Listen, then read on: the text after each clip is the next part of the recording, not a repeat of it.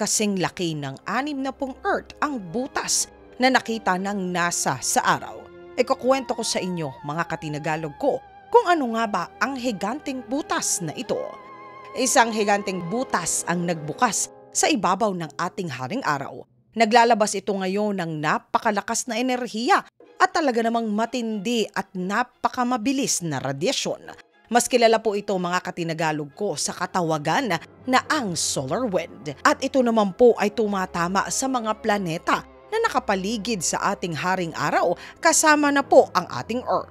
Ang butas na ito, mga katinagalog ko, ay may laki po na 60 pinagsama-sama na mga Earth, na siya namang ikinagulat din mismo ng mga dalubhasa at mga siyentipiko. Tinatawag nila ang higanteng butas na ito sa ating haring araw na ang coronal hole. Lumabas ito malapit sa Ecuador ng 2 ng Disyembre. Nang sukatin ito ng NASA, ito ay umabot sa 800,000 kilometro sa loob lamang ng 24 na mga oras. At ayon po sa spaceweather.com, pinauulanan nito ng solar void direkta papunta dito sa atin sa Earth. Dahil dito, inaasahan na ng mga eksperto ang tinatawag na ang Category G2 o Geometric Storm. Maaaring ito ay maging sanhi ng pansamantala na pagkawala ng ilaw at maging matitindi na mga aurora o yung mga ilaw po na sumasayaw sa kalangitan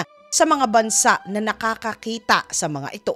Hindi pa lang alam ng NASA kung hanggang kailan mananatili ang bukas na butas sa ibabaw ng ating haring araw. Ngunit ayon sa mga siyentipiko, kung pagbabasehan ang mga nakaraang kaganapan na ganito o mga ganitong klase ng butas, tumatagal daw po ito ng 27 araw bago ito ay tuluyang magsara at mawala.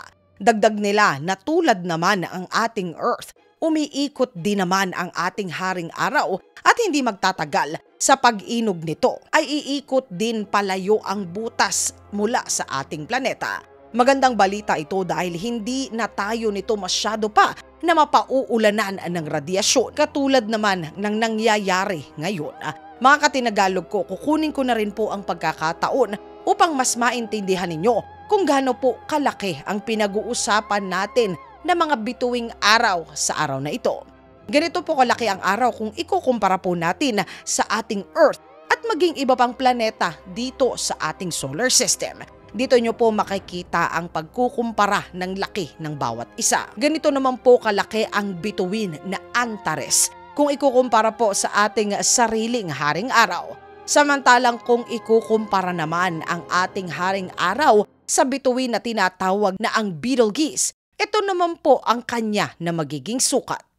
Samantalang kung ididikit naman ang ating bituin na araw sa KW Sagittarius, ay ito naman ang magiging kahahambingan nito pagdating sa usaping laki. Kung ang VV Cephei A naman ang itatabi sa ating haring araw, ito naman ang magiging itsura nito. Sa mga sandali naman kung itatabi ang MU Cephei at magiging kakumpara ng ating haring araw pagdating sa laki, ito naman ang kalalabasan nito sa litrato. Nagulangtang naman ang mga siyentipiko dahil ito ang itsura ng ating bituing araw kung itatabi naman sa VY Canis Majoris.